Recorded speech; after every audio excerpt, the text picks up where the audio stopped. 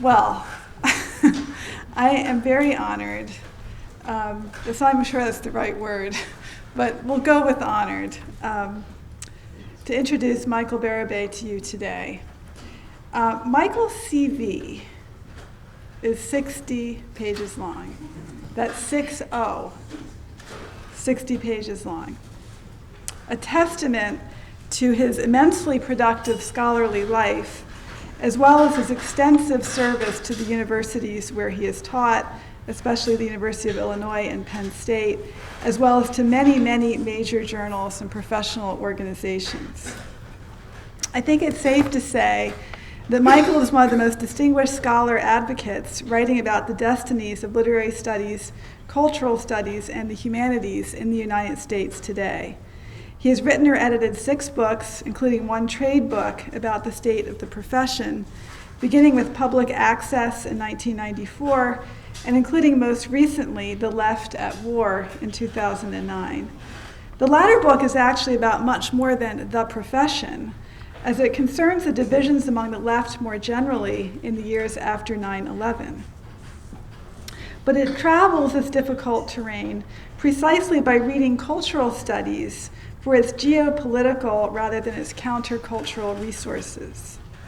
The book counterposes Chomsky's radicalism with Stuart Hall's social democracy in order to argue for a more balanced leftism in which both culture and consensus can and should continue to play a part in public life.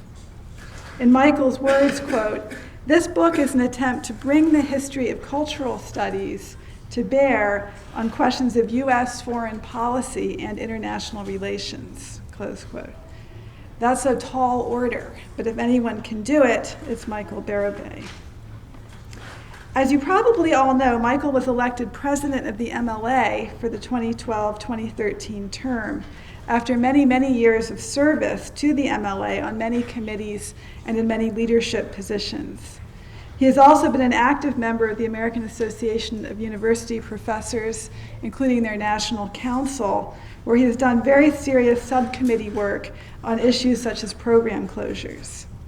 For many years, Michael ran a highly visible blog on matters concerning the profession, and he has been a consistently reasonable as well as passionate voice defending the expansion of our fields during the so-called culture wars. A public debate that he formalized very cogently and with great wit in his book, What's Liberal About the Liberal Arts, published by Norton in 2006 and reviewed widely in the academic and non-academic press.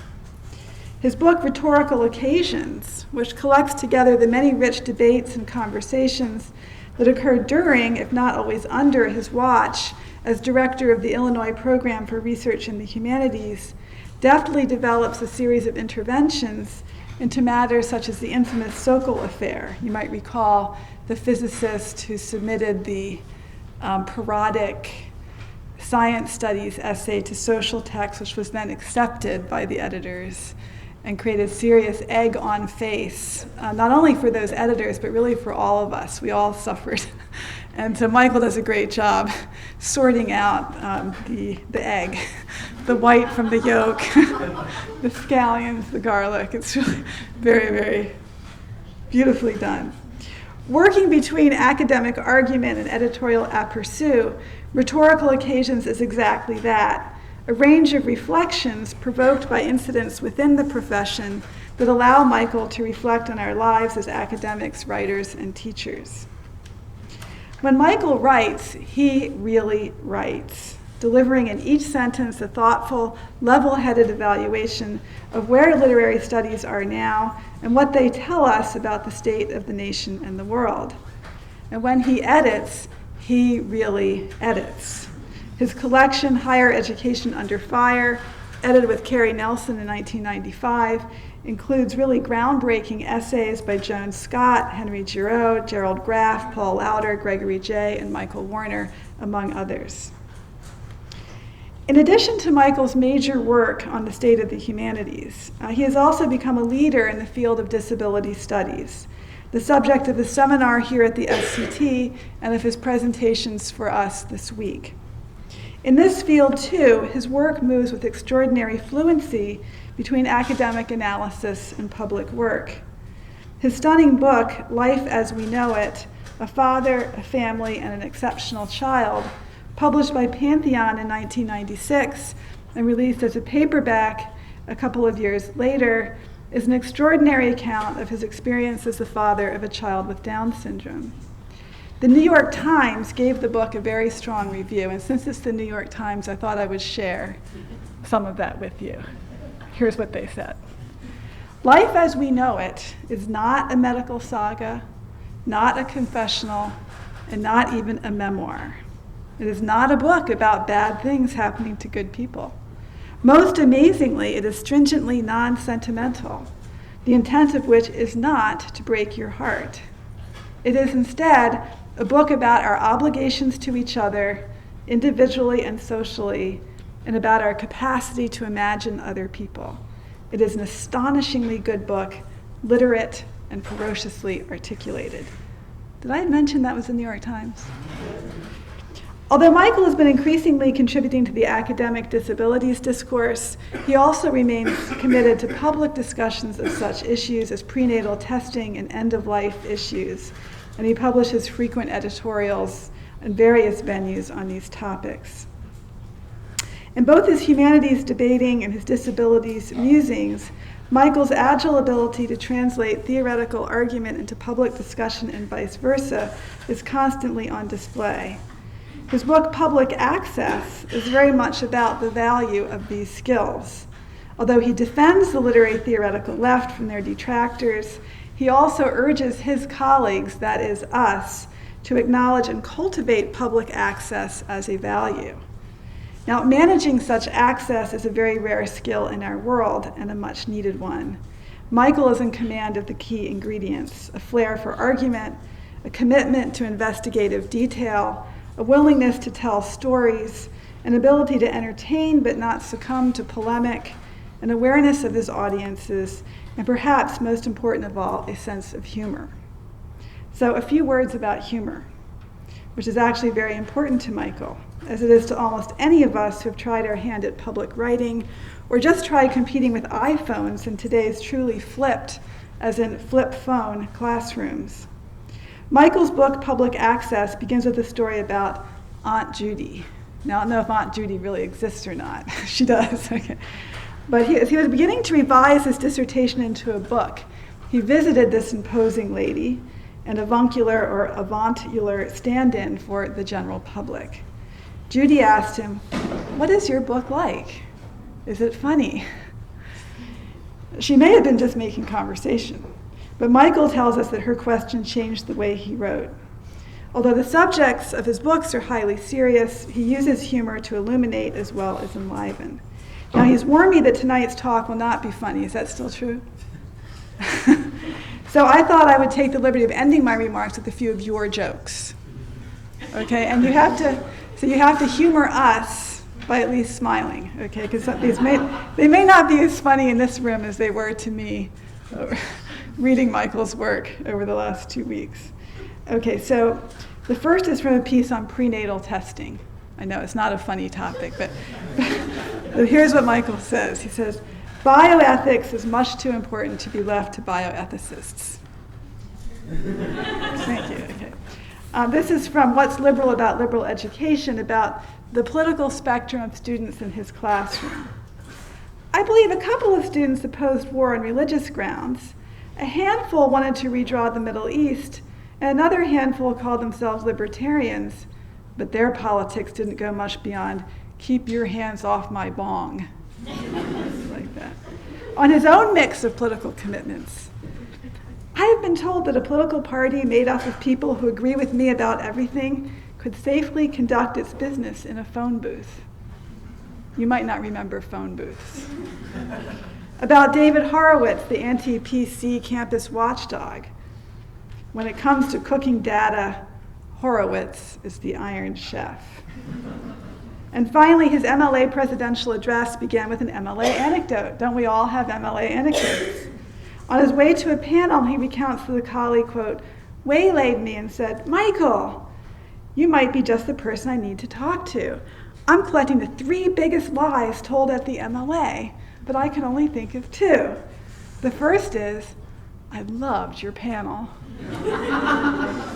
And the second is, I'm so sorry I missed your panel. So help me find the third. So Michael waited a second, and then he said, I'll be brief. So in order not to risk overstaying your patience, let me welcome Michael to the stage and just tell you that he is a fabulous storyteller, journalist, ethicist, advocate, and also a bench. Please join me in welcoming him.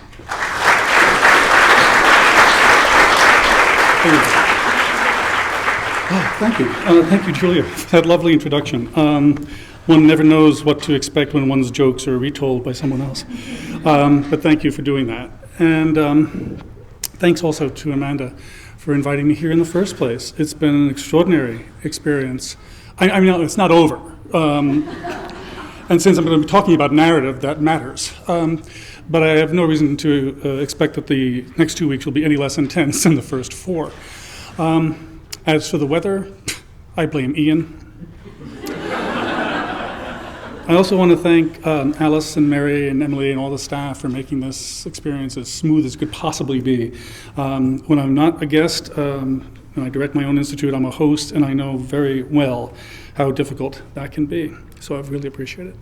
And finally, thanks to all my seminar participants who are doing this distributed intelligence thing that has been really awesome. I'll be referring to them throughout this talk because our conversations have helped produce this talk. So,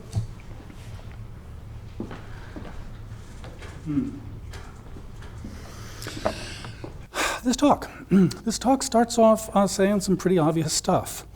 And then as it goes along, it gets, I hope, less and less obvious. And then at the end, it will all have seemed obvious from the start. So it will be like a story. Literary texts have any number of ways of marking their awareness of themselves as literary texts. Some are cloying, some are obvious, some are merely cute.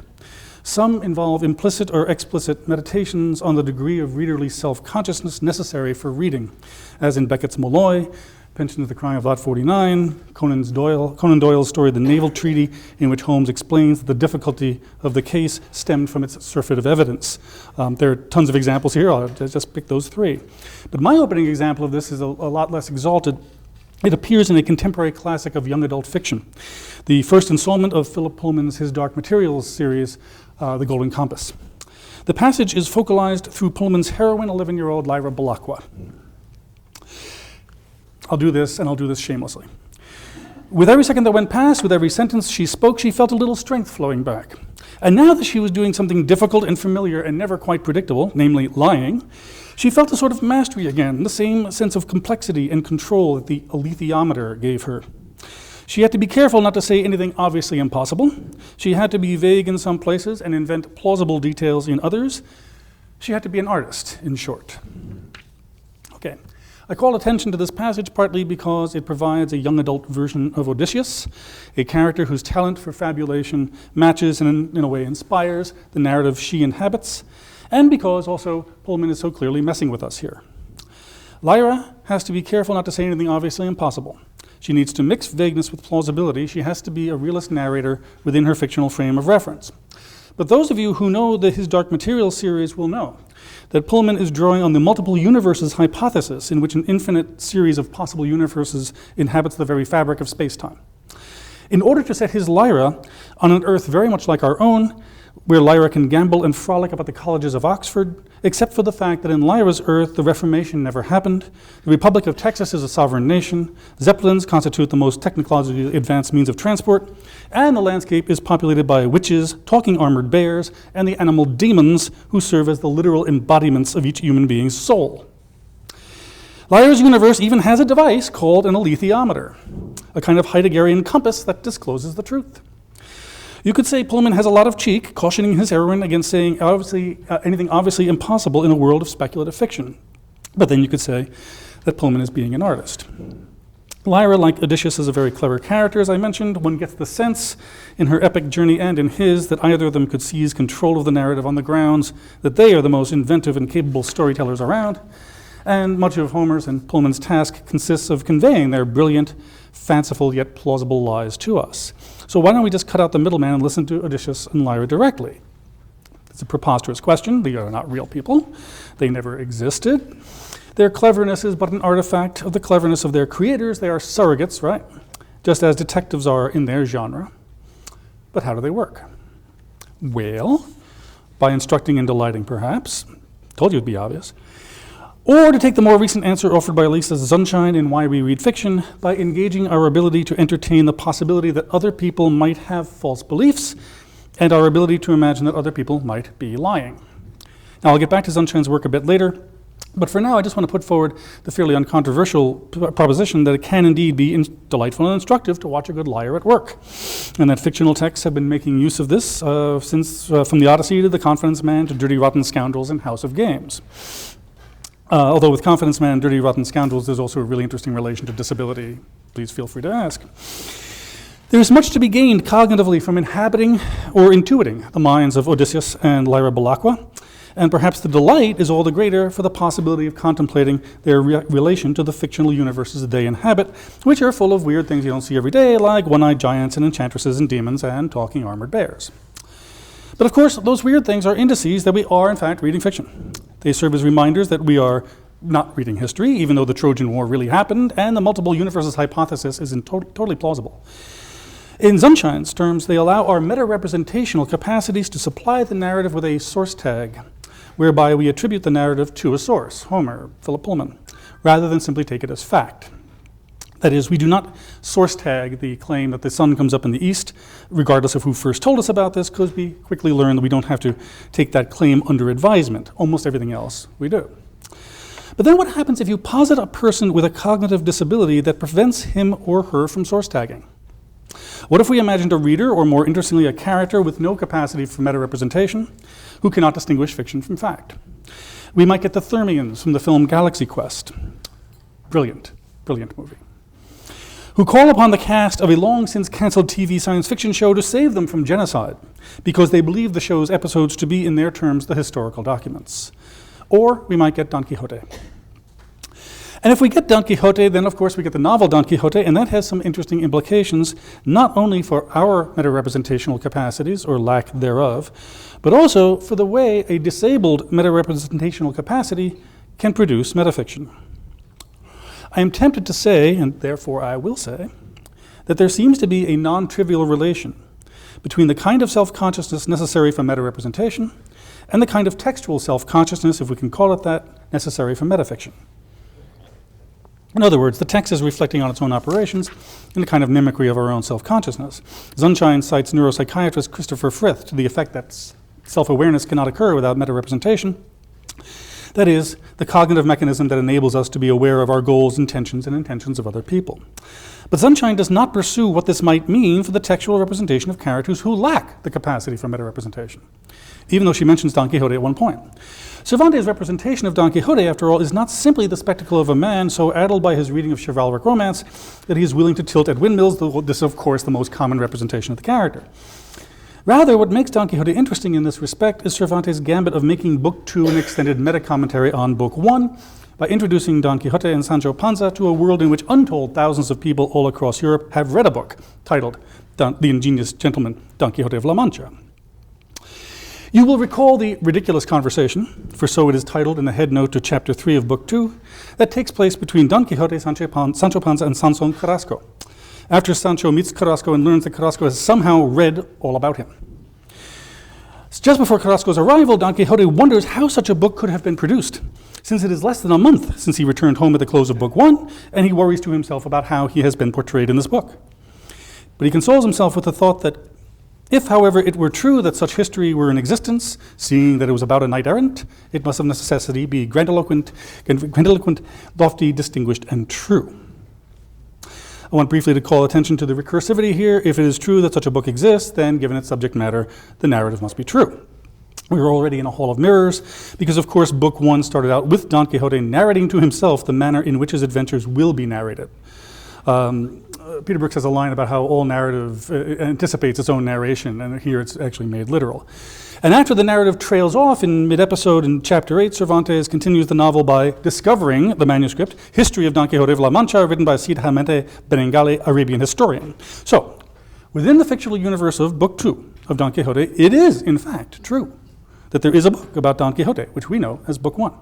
And that book contains evidence of another true book about Don Quixote, although Cervantes very cleverly and very wisely cautions us that Arabs are much inclined to lying. And of course, within that fictional frame of reference, everything in the first book of Don Quixote is true as well. It cannot be otherwise. The book we hear about in Book 2 is in fact the book we have just read. We know it exists. And when Carrasco arrives, he, Sancho, and Don Quixote proceed to discuss the properties of this book as well as its popular and critical reception. I'll do that briefly.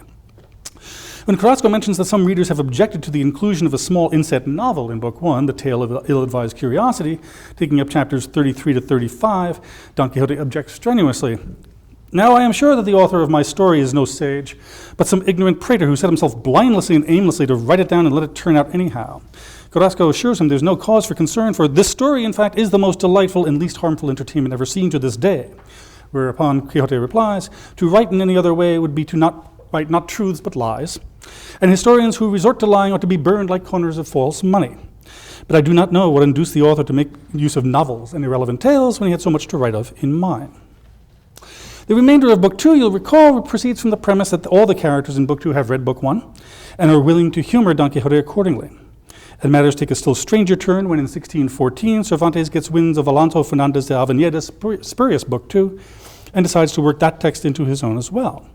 So in chapter 59, headed In which is recorded the extraordinary event that might pass for an adventure of Don Quixote, Sancho and Quixote stop at an inn in which they hear someone say, I beseech you till supper is brought in and let us read another chapter of the second part of Don Quixote of La Mancha.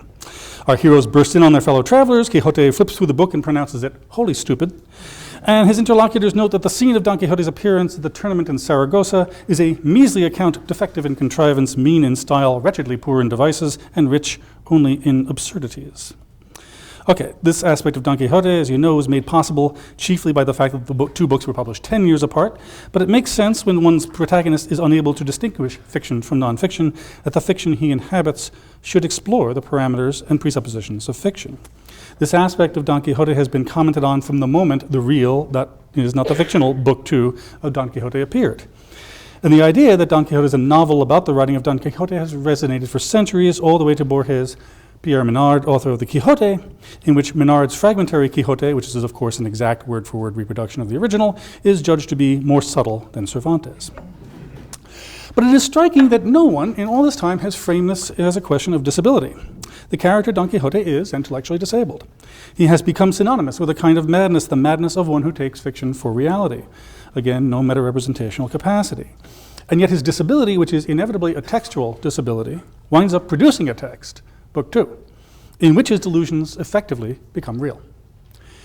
This is also the premise of Pirandello's Henry IV, although there the Italian actor whose family is going to great lengths to honor his apparent delusion that he is Henry IV, Holy Roman Emperor of the 11th century, a delusion that began on the day he played Henry IV in a historical pageant, has in fact recovered from that delusion years before the action of the play begins, though we do not know this when the play begins, and now he has chosen to live as if he is suffering from the delusion that he is Henry IV. The premise of Book 1 of Don Quixote, that a dotty old country gentleman gets it into his head that the chivalric romances written 3 centuries earlier are in fact historical accounts of a world that needs to be revived today, turns in Book 2 into a world where everyone behaves as if the chivalric romances written 3 centuries earlier are in fact historical accounts of a world that needs to be revived today. The disability, Don Quixote's lack of a meta-representational capacity, warps the text, turning it back on itself in a dizzying series of metafictional reflections on the nature of fiction. Something similar, though on a much smaller scale, happens in Galaxy Quest. I'm not letting people go without Galaxy Quest. It also opens in a metafictional mode with an old episode of the show being screened at a Galaxy Quest convention. It is from the start a film about Star Trek and Star Trek fandom, and it's very literate about that. It's also literate about the cliches of popular science fiction, the reptilian aliens, the mysterious Omega-13 device, the escape through the ducts of a ship. Why is it always ducks, asks Sigourney Weaver, nodding at one of the tropes of the film Aliens. The unnamed crew member who dies before the first commercial break, the self-destruct mechanism aborted at the last instant, and of course the magical substance that makes interstellar travel possible. In Galaxy Quest, it's the beryllium sphere. You'll know in Star Trek, it's the dilithium crystals. And one of the few really enjoyable moments of the film Avatar, unobtainium. That's a geek joke going back to the 50s. It's another word for MacGuffin. At first, I didn't know that when I saw the film. I thought you're not going to try to sneak unobtainium by us, right? But it just means the device that you reach for, which is unobtainable, and which is the magical device that is the premise of your fiction. So, kudos to the scriptwriters for throwing that in by its real name. But once the narrative centers on characters who lack the meta-representational capacity to distinguish fact from fiction, a funny thing happens in the film. It's not as rich or as elaborate as the labyrinths of the Quixote, nothing is, but it does involve a hyper-awareness of the fictional nature of the fiction we are watching, even though the idea that the events within the fiction are real to the characters is never abandoned. Inasmuch as the film's denouement turns on every single one of the plot cliches the film has been satirizing. Now back to Lisa Sunshine for a moment, and we'll do this on our way to Mark Haddon's Curious Incident of the Dog in the Nighttime.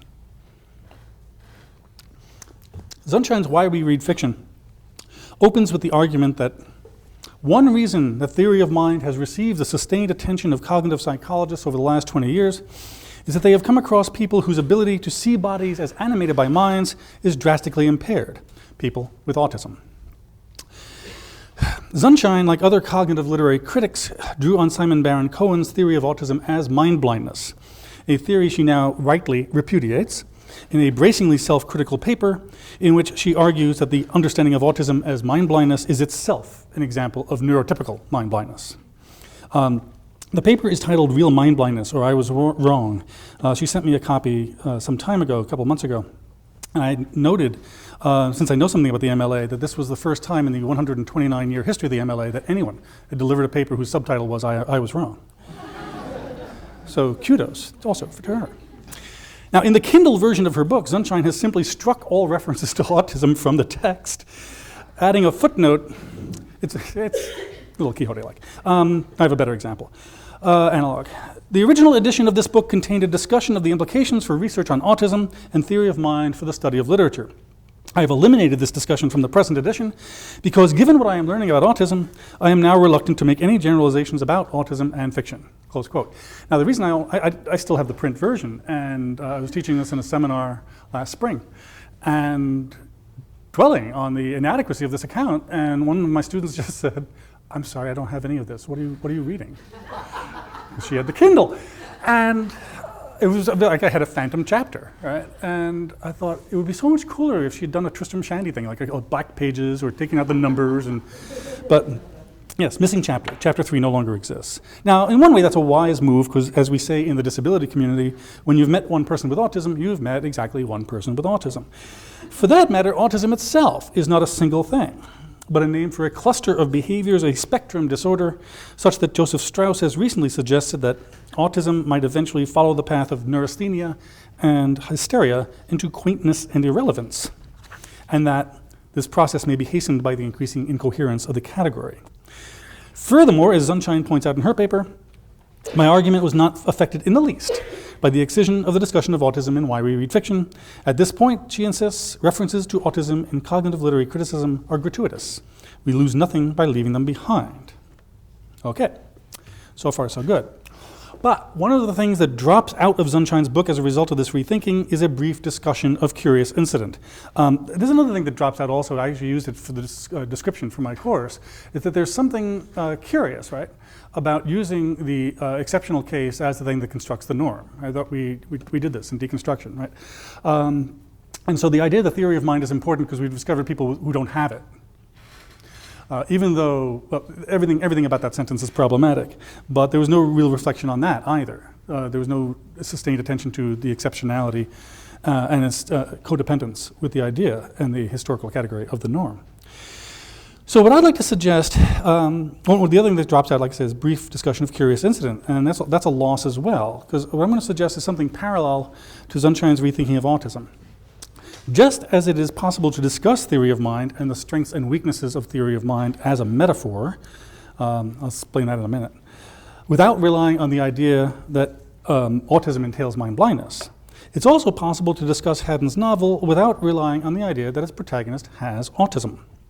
So briefly about those weaknesses. This is going to be really familiar by now to my participants, so I apologize to all of you who are here. Theory of mind is not itself a theory, it merely names a capacity that most, but not all, humans have, a capacity for attributing mental states to others. Other humans, and indeed other things generally. It can also be at work in animism, obviously. So the theory here is really theory of mind, or theory of lack of theory of mind. Some people simply call it theory. One overwhelming problem with the term is that it is used as if attribution of mind blindness is simply an on-off switch. You either attribute minds to other entities or you don't, there is no continuum.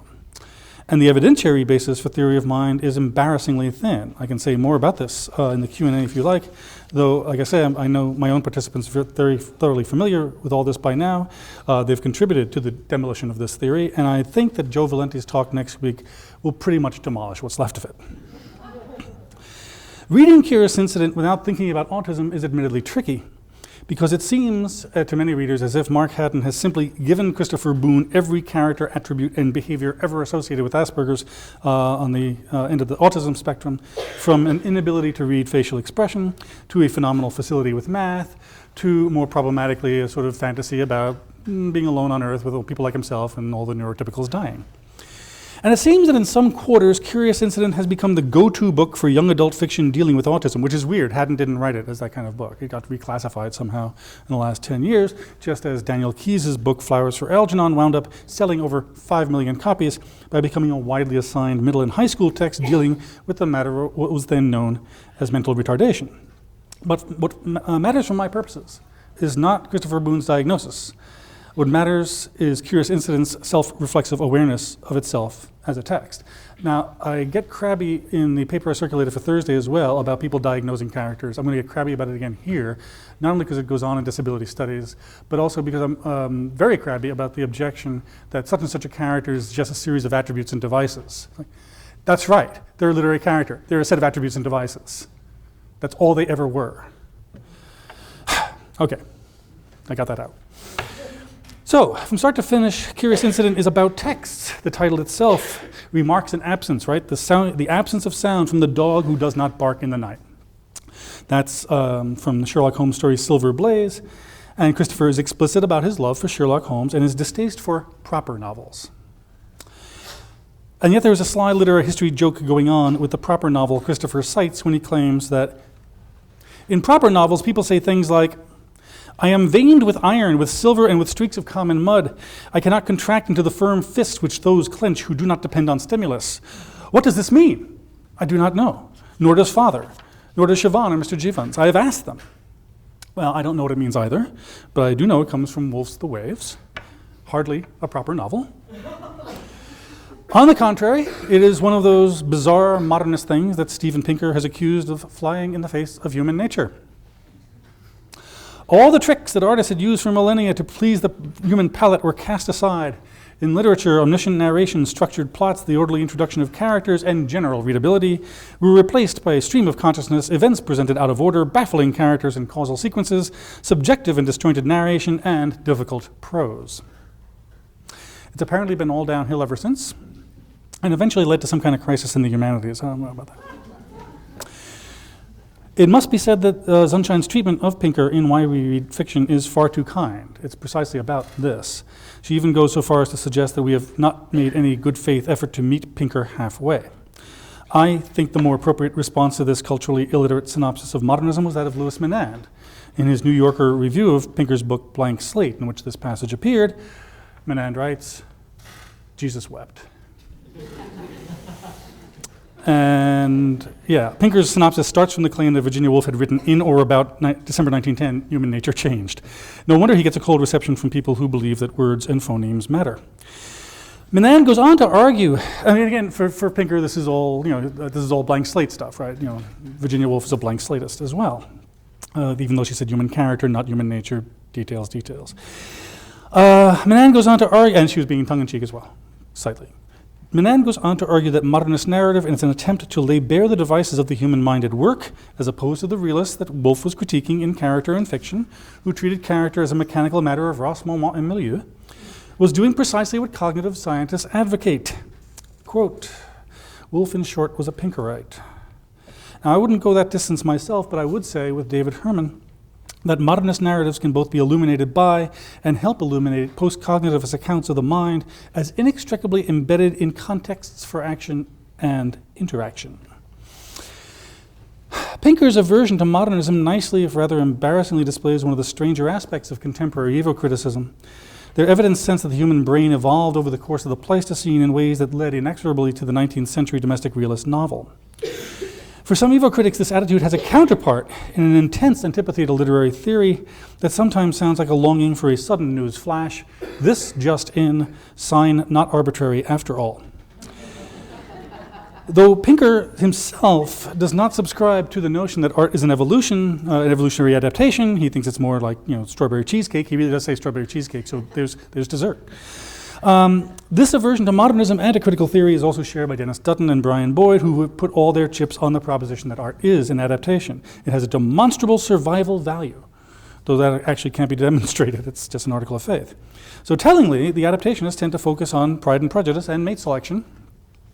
Cognitivists like David Herman tend to prefer Mrs. Dalloway, which for them becomes the quintessential realist text. I want to thank Brandon Jones, among my participants, for getting me up to speed on the inactivist account of mind, which has all kinds of interesting points of contact with phenomenology. Now, Sunshine is a welcome exception to that rule insofar as she predicates her work on readings of some relatively improper 20th century novels like Mrs. Dalloway and Lolita. But one of the things at stake in this project is the question of what constitutes a proper novel. What constitutes an intelligible narrative? Had that question been at stake for Sunshine's project as well, she might have pursued Haddon's joke a bit further. Because it's not just a question of whether The Waves itself constitutes a proper novel. The point, surely, is that the neurotypical characters in Curious Incident aren't any better at reading that passage than Christopher is. It is as if, in the face of The Waves, no one in Curious Incident is any more or less intellectually disabled than anyone else. And that, in turn, opens on to the novel's implicit but profound suggestion that no one in Christopher's world, with the possible exception of Siobhan, his paraprofessional aide, is any less socially maladroit than he is either. Now, as for the text's relation to its own textuality, I mentioned this starting from the title, but also Christopher Boone knows at every point that he is writing a novel, a murder mystery novel about who killed Wellington the dog.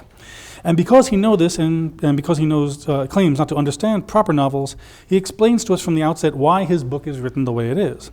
Siobhan said that the book should begin with something to grab people's attention. That is why I started with the dog. I also started with the dog because it happened to me, and I find it hard to imagine things which did not happen to me. Siobhan also tells him that readers cared more about people than dogs, so if a person was killed in a book, readers would want to carry on reading. A narrative must earn our attention and it must give us access to other human minds. That is really Sunshine's Why We Read Fiction and Brian Boyd's argument in The Origin of Stories in a nutshell. Again, my participants have already heard this. Boyd's book, the first half all goes through the neuroscience. The second half does this reading of the Odyssey and Horton Hears a Who. He's very fond of the formulation from Zeus to Seuss. And his argument there, and he gets very pissy about this because literary critics are not paying enough attention to this, his argument there is that authors found strategies to hold our attention. And in my review of the book, I said I do really think, literally, we thought that went without saying. So doesn't really count as a contribution to criticism any more that William Dershowitz's line about Joseph Carroll's work on Pride and Prejudice, the discovery that Pride and Prejudice is about mate selection does not count as a contribution to criticism. Okay, but in one way, this opening strategy is no surprise. What is the point of the narrative exercise of Curious Incident if not to give us access to the neuroatypical mental universe of Christopher Boone? Just as Faulkner's achievement in the Benjy section of The Sound and the Fury was to compose a narrative written, or at least conveyed, I'll get back to that, by a character who appears not to experience linear time as we do, so does Haddon offer our voracious other mind-reading brains the opportunity to perceive the world as Christopher does, as a maelstrom of sensory stimuli and unreadable social cues. And of course, that is part of the appeal of narratives such as Haddon's or Faulkner's. They seem laudably enough to give us a perspective on intellectual disability from the inside out. And I'll say more about this on Thursday. Certainly, much of the discussion of the production of the narrative in Curious Incident is a simple plot device, devised to explain to us how Christopher became, with help, non-disabled enough to be able to write a novel. In Flowers for Algernon, similarly, the device was the idea that Charlie Gordon was required to write reports as part of the experiment so that we and his supervisors could track his cognitive development and eventual degeneration in the very texture of his prose. But then, about a third of the way through Curious Incident, there is a curious incident. Christopher's father, Ed, discovers the book Christopher is writing and realizes that Christopher is trying to find out who killed Wellington, even though his father has forbidden him to do so. When Christopher replies to the effect that he has faithfully followed the letter of his father's instructions, if not their spirit, his father replies, "Don't give me that bollocks, you little shit. You knew exactly what you were bloody doing. I've read the book, remember?" Again, why this affinity for textual self-reflexivity in a narrative whose protagonist has a cognitively atypical relation to narrative? Now, as I argued in the paper I circulated for Thursday's colloquium, I'll just mention this briefly here. There's no necessary correspondence between the two. You can have one without the other. It's perfectly possible to write of Mice and Men without weaving the texture of the text around Lenny's disability, just as it is possible to write a perfectly entertaining animated Disney film that includes a fish with short-term memory loss without turning Finding Nemo into Christopher Nolan's Memento. And at least I thought that, and then I went back, and Adel Quayson points out that in Finding Nemo actually does have a metatextual relation to itself that centers on intellectual disability. This is Quayson's argument, it's quite good. Insofar as Marlin's quest to find his son Nemo becomes legendary within the text of the narrative itself, other characters tell the tale and are drawn to it. That's how they find Nemo. Except that the legend itself does not include Dory, the fish with the short-term memory loss, who is Marlin's companion throughout. In other words, Quayson writes, the myth-making is a memory that itself suffers from some form of amnesia. There's also an element here of what David Mitchell and Sharon Snyder call narrative prosthesis, by which Dory helps Marlin overcome his PTSD. He has PTSD because he saw his wife being eaten in the first minute of the film, and thus renders Marlin non-disabled and capable of finding his son, while she herself is effaced from the intratextual narrative. And likewise with Of Mice and Men, it might be possible to say that Steinbeck heightens the pathos of Lenny's disability in the final chapter when, from out of Lenny's head, there came a gigantic rabbit to tell him that he will never realize his dream of tending rabbits. But when a character with an intellectual disability becomes the occasion or the impetus or the vehicle for an exploration of the functions of narrative, then we get a fascinating meditation on what the cognitive literary critics are trying to get at, namely, how minds work in narrative and what that means for why and how we read fiction. For what are the possible relations between fictional narrative and intellectual disability? And what do those relations tell us in turn about the human propensity for narrative? Right, the characters in Book 2 of the Quixote have read the first book that you have just read. Likewise, Christopher's father has read the book you have read up to the point at which Christopher narrates to us his father's discovery of the book. For one thing, this tells us that the human propensity for narrative is more inventive and more interesting than Steven Pinker imagines, but since that's a pretty low bar to clear, let's set it a bit higher. I'm going to move now to the Blue Gum Chillin' passage in Benji's section. It appears just after the scene in which Benji intuits that Caddy has lost her virginity. Verse said, "You're named Benjamin now. You know how come you're named Benjamin now? They're making a blue gum out of you. Mammy say an old time your grandpa changed nigger's name, he turned preacher, and when they look at him, he blue gum too. Didn't used to be blue gum neither. And when family women look him in the eye in the full of the moon, child-born blue gum. And one evening, when there's about a dozen of them blue gum chillin' running around the place, he never come home. Possum hunters found him in the woods, et clean. And you know what et him? Them blue gum children did." This is one of the weirder and more obscure passages in Benji's section. It is not clear why it follows the moment in 1909 in which Caddy runs into the house crying. Most of Benji's transitions are much more straightforward, involving key words, place associations, or memories of getting snagged on a nail. That is why Benji is usually considered a passive recorder of scenes and sense impressions. His narrative does not seem to be motivated consciously. And of course, Faulkner makes no attempt, like that of Haddon or Keyes, to explain how Benji's words got on the page in the first place. They're apparently direct transcriptions of mental events, just like the waves in stream of consciousness mode. But Richard Godden argues that Benji does indeed have a plan here, and that after his fashion he is plotting. The complexity of the analogy realizes a childishly simplistic purpose. Benji wants his small sister for himself, and to that end has engaged in plotting, inventing a temporal comparison that allows him to move from an unpleasant event in 1909 to an earlier but less troubling loss. The shift works for him because as a blue gum, Benji can control his sister's sexuality. My attribution of an act of consciousness to Benji, a character most typically described as passive and uncomprehending, or totally devoid of consciousness at a pattern-making level, stems from a conviction that even those with severe learning disabilities are liable to whatever subterranean stories characterize the culture within which they pass their long childhoods. Yes, well, what's at stake here is precisely the degree of self-reflection one attributes to Benji. Is he capable of plotting, although Godin actually says pre-plotting, drawing from Ricoeur, in the sense of consciously ordering the sequence of events in his narrative? Now, obviously, Sound and the Fury is not self-reflexive in the manner of Don Quixote or Curious Incident. There is no metafictional moment in which Quentin says, just wait till you get to my brother Jason's narrative and you'll begin to put my own sexual obsessions with Caddy in some perspective. And we also can't go so far as to say that Benji has a meta-representational capacity himself, such that he can think, I wish I weren't so sad that Caddy has been banned from the house, or even, I wish my mother and Jason had not banned Caddy from the house. His position is precisely one of narrative irony, again, one of the subjects of the talk for colloquium for Thursday. And the question is whether he is capable of understanding anything about the narrative he's in. And yet, perhaps Benji, like Quixote and Christopher Boone, is capable of warping the text around himself in this blue gum kind of way. There's also a side issue at stake here as well, and it has to do with the central obsession of the book, Caddy's sexuality. Because it's one thing if Quentin and Jason tie themselves into knots about Compson honor and the ideology of Southern white womanhood. But if Benji objects to Caddy wearing perfume and kissing boys, one is tempted to think that there really is something wrong with it after all. Right? That Caddy's sexuality is a problem simply because it is Caddy's sexuality. One is tempted to naturalize the pathologization of her sexuality in precisely the way the Muddy Draws scene invites us to do, or in the way Caddy herself seems to do when she says, there was something terrible in me, sometimes at night I could see it grinning at me, I could see it through them grinning at me through their faces.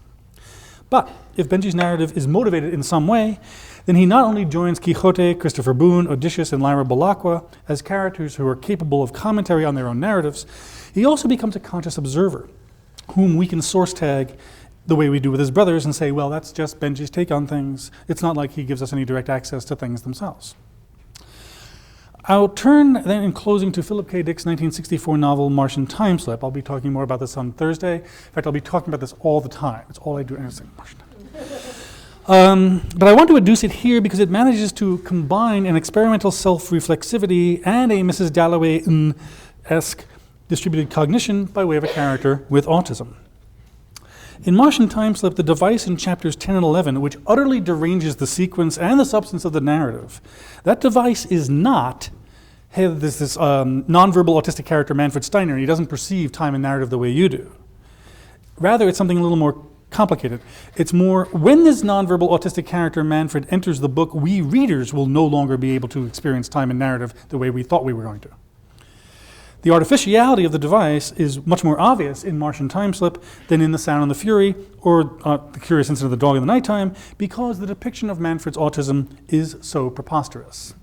For that, I mean, it's on a spectrum. I don't think anyone perceives the world the way Benji does either. No one perceives a sort of perpetual present. But Manfred's another kind of creature altogether. He is diagnosed as a childhood schizophrenic, which actually would have been all too common in 1964, the year of the novel's publication. Autism was considered a form of childhood schizophrenia, and the novel contains explicit discussions of theories about the behavior of schizophrenics and childhood schizophrenics. In one way, it's a novel very much about schizophrenia. But although autism was elided with schizophrenia at the time and attributed to the defective parenting of refrigerator mothers, as Adam Phillips has remarked, it is curious that there were never any refrigerator fathers. No one really believed in 1964 that people with autism could see hundreds of years into the future, as Manfred could do to his dismay, or that they could warp the fabric of space-time for those around them. In other words, it's the very fictionality of the device, the very preposterousness of it that I find useful, because there's no pretense here that it has any correspondence. This comes up again in the reading on Thursday, where Marco Steen is reading Curious Incident and says, it complains at one point, is it too much to ask for simple accuracy? And Aristotle would have thrown him out of the class. Really simple accuracy?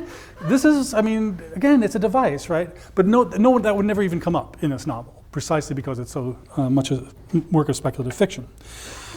So it's therefore all the clearer that in Martian time slip, intellectual disability is, as it is in the work of Cervantes, Faulkner, and Hatton, a device that not only involves a novel theory of mind, so to speak, but also produces textual effects that constitute meditations on textual effects in a form of textual meta-representation. What's especially remarkable about Dick's use of this device is that he does not locate those textual effects in the subjectivity of any one character. Although 3 neurotypical characters are affected in various ways by Manfred's ability to warp narrative, and the character most affected is himself a recovered schizophrenic, the result is not a Rashomon or Sound and Fury-like perspectivalism. The technique is free and direct discourse, but the time slips somehow occur both within and without the minds of the novel's characters. It's extremely difficult, I think it is impossible, to say that the passages of free and direct discourse correspond to or track the mental events or internal monologues of characters. Additionally, as we'll see on Thursday, I mentioned this partly for those of you who not be there on Thursday, the text is repeatedly glitched in minor but troubling ways, re-narrating itself with just 1 or 2 words out of place, very much like the closing chapters of Coetzee's Foe, which I would argue is glitched for the same reason the presence of the nonverbal Friday, who presents what Quayson would call disability as hermeneutical impasse for the entire narrative. And here I have to thank Andrew Ferguson and Sandra Danilovich for introducing me to the term glitching, which I did not know was a verb. Thanks. Lastly, and quite apart from the technique of the time slips, Dick's Manfred shares with Faulkner's Benji an atypical and highly disorienting relation to time, which produces wrenching effects for the relation of fabula to sujet. It is diagnostic of one form of modernist experimentalism, one might say, that intellectual disability be marked textually as a relation to time, such that we can speak of an intellectually disabled chronotope. That's not true of Quixote, right? He lacks the capacity for meta-representation, but does know what time it is. Manfred's visions of the future are not only visions of the future, that's a motif in Dick's work whereby precogs are invariably people with disabilities, as in Minority Report, where they see multiple possible futures. They are also visions of the future that render the plot of the novel meaningless. I could have made this point also with Curious Incident. For those of you who are familiar with it, for those of you who are not, spoiler alert. Who killed Wellington? That's answered on page 124. There's the whole second half of the novel. Once that happens, the reason you're reading the novel, what the plot of the novel turns out to be is not what you thought it was. It's reconfigured by that convergence of disability and textuality. And I'll say a little bit more about that with Martian Time Slip in just a second. That plot, I won't go into. The plot of Dick's novel involves real estate speculation on Mars. But Manfred's chronotope, like that of the aboriginal Martian bleakmen, opens onto long-range temporal vistas from which plots about plots of land are irrelevant. They don't really go quite to geologic scales of time. I'm thinking of Ian's talk, of course, but it's not a quite human scale either. Now about that, Peter Brooks writes in Reading for the Plot that 2 of the 5 modes elaborated in Roland Barthes' SZ are critical to the temporal structure of plot, the 2 irreversible codes. This is Brooks. Plot then might best be thought of as an overcoding of the proiretic by the hermeneutic, that is, the mode of action by the mode of enigma. Back to Brooks, the latter structuring the discrete elements of the former into larger interpretive wholes, working out their play of meaning and significance. In Martian Time Slip, Manfred's function is to disrupt that function.